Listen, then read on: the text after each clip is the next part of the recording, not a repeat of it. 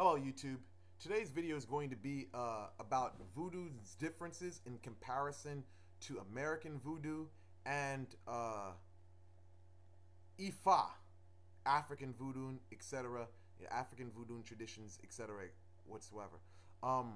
Yeah, well, this video came because I've been in various groups and people have been talking, asking questions about the differences, and some groups, they tend to mix these things together, and they're totally different traditions. Well, first off, let me put it like this: Ifa in comparison to Voodoo. Let's just say this. Many people say that it's the same thing. No, they are not the same. What Eshun likes in Ifa is not the same that Ezeli Freda likes. People got to understand that. Let's just say this: Ifa, there's some beings in Ifa, or some ancestors in Ifa, that didn't really make their way into Haitian Voodoo. Let's just say you have Shango. He's not found in Haitian Voodoo. You have Ochosi. He's not found in Haitian Voodoo. Olokun.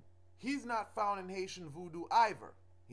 So you can pretty much say that Voodoo, Ogu, you can say Ogu made it into Voodoo tradition, which was Ogun in Africa, but Ogu is pretty much a spirit that's universal in Africa, from what I recall itself. But but just not to get into confusion, let's just say this: Ifa deals mainly. You could say that they have certain main spirits in Ifa, that basically didn't make their way into Voodoo Pantheon.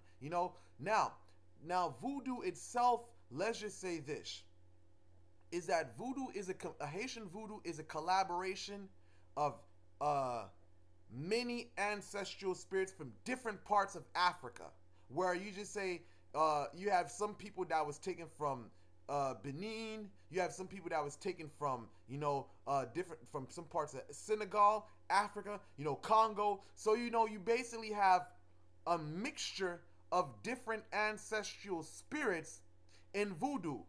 And then on top of that, then you have those spirits that were on the island of Haiti that died, that became canonized into the Pantheon of Loa. That's why in Voodoo we have different nations for different spirits. So we say you have Loa Congo, you have Loa Lada, Loa Petro, you have Loa, Loa Simbi, what I'm saying? Loa Makaya, whatsoever. So you have Gede, whatsoever. So within that, you have this this whole family of spirits, that are not in Ifa, where Ifa is strictly a Yoruba tradition. So everything from that region stayed within that, where in Voodoo, it's a collaboration of a lot of spirits from different, or ancestral forces from different regions in Africa. Now, in comparison to American Voodoo, because it's like, well, matter of fact, before I get into American Voodoo, I would say this: that is like modern day, what is that? Yeah, pretty much Benin whatsoever today, and what is it, Togo whatsoever, But yeah, that's a tradition.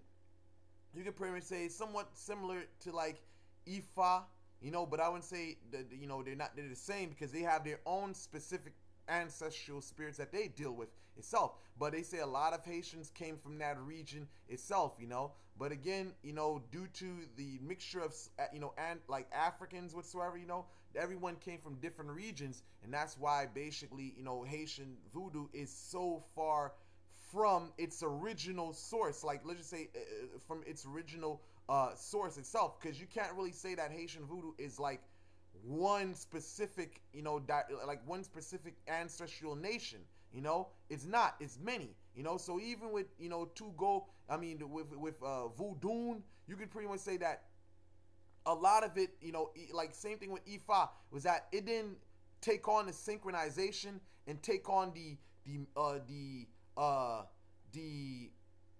concepts of European occultism, Catholicism, itself. So you could pretty much say that the concepts of hell, you find certain houses of voodoo that they do recognize a concept of hell itself, like Bawon Lacroix is the judge of the dead, so we have this concept of an afterlife. I mean, some people say that, yeah, this is not something that's new. This thing goes all the way back to ancient Egypt itself, we can say that as well. But when you look at this, in different traditions, they don't have this concept of any inferno whatsoever. From Voodoo to Ifa whatsoever, we have an ancestral realm, but we do not have this concept of inferno itself, You do have the Veve tradition itself, on the floor, tracing, making the Veves and stuff like that. You do have that in, in African Voodoo, but there's just certain differences itself, the synchronization, different concepts itself, but I want to move away from that. I want to get into the concept, into American Voodoo and Haitian Voodoo. It's the differences itself,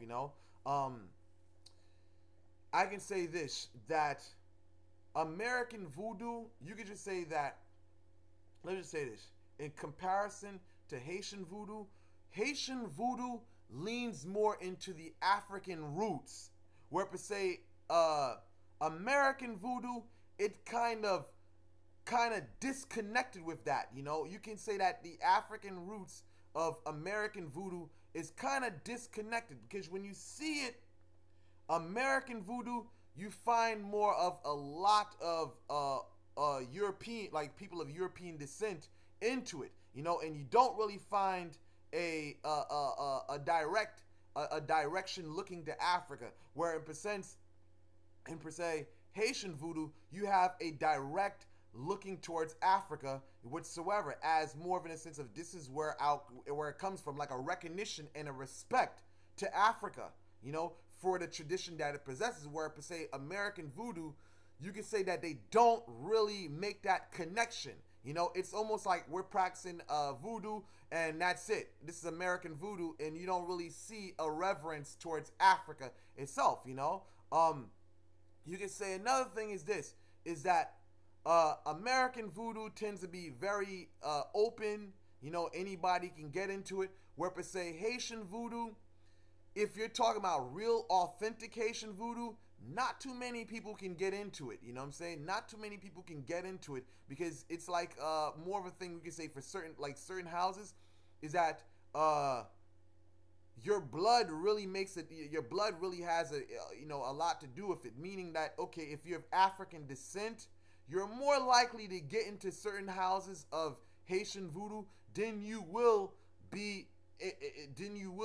in, let's just say, American Voodoo. Anybody can get into American Voodoo. It doesn't matter where you're from. Where per se in Haitian Voodoo, there's like this line of, okay, well, like, okay, we have to really look into who you are, and especially when it comes to foreigners itself, knowing the history of slavery that happened in Haiti itself. So Westerners are definitely on the let's just say this, they're definitely on the end of interrogation, because it's like, okay, you have the people that came into the country, robbed the country, caused a lot of things, caused a lot of turmoil in the country, and especially again with the tradition of slavery, with for the Europeans coming over trying to colonize, and all this other type of stuff. So you can say that a lot of Haitians tend to have that memory in their mind, which, or where per se in American Voodoo, you tend to find that it's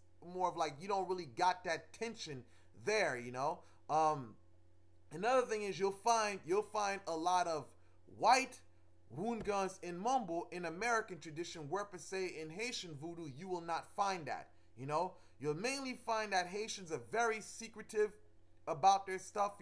Or again, American Voodoo is more liberal, and that more comes from the aspect of they claimed if she even existed, Marie Laveau whatsoever, she basically opened the way up for different people and stuff like that. But that's the American stuff. American tradition. Let me say, American Voodoo didn't go through. Let's just say this. Haitian. Let me just play like Haitian Voodoo is very aggressive in comparison to American Voodoo. Haitian voodoo had to adapt to slavery. You know, it had to become more of like a weapon, where per se American voodoo is just something that's practiced out of tradition, where Haitian voodoo was something that was a weapon. It had to become a weapon to basically fight, you know, it had to fight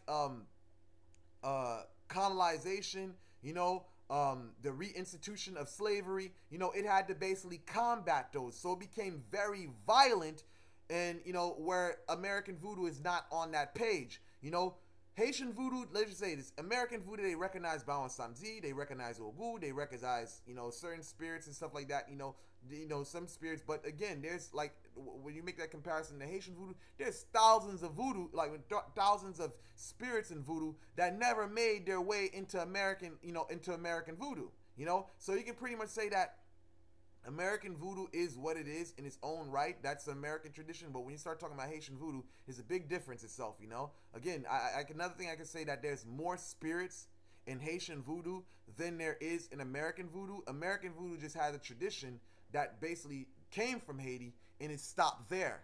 Where per se Haitian voodoo is constantly evolving. You'll find like new law that's found out to, like, that's constantly being found out. Like you have Legba na Petro, 1930s, he wasn't even there in Haiti. So now you have Legba na Petro, that's some new type of law that just popped out of nowhere. What was it? Capitan La Mort. That's not an American, he's not an American voodoo tradition. So again, there's thousands, like there's probably thousands, unknown number of spirits that never made their way into, you know, American voodoo. So with that said, I conclude this video. Hopefully this video is very informative. Guys, like and subscribe. I don't know if I'm going to be uploading any more videos today, so just stay tuned. Check out my videos whatsoever. With that, I'm out. Thank you guys for watching.